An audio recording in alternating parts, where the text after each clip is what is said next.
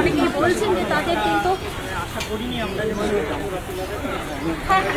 Academics মানে আজকে নিয়ে আসছি 35-35 পেয়েছি। যারা দুর্নীতি করলো তারা চাকরি করবে। 55-তে 38, 53 সাদা খাতা নয় আমার।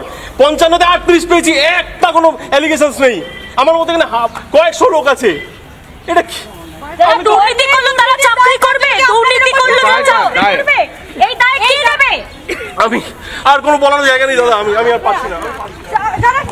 দেখো একদিকে পুরো প্যানেল যারা দুর্নীতি করলো, যারা সাদা খাতা জমা দিল, তাদের সঙ্গে আপনারাও, আপনাদের প্যানেলটাও বাতিল হলো।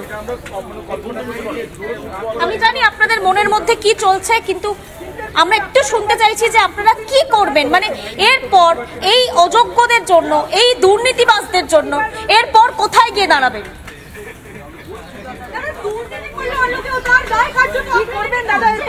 দেখো এটাই হয়তো এখনের ছবি, ওনারা ভাষা খুঁজে পাচ্ছেন না যে আদপে তারা কি বলবেন।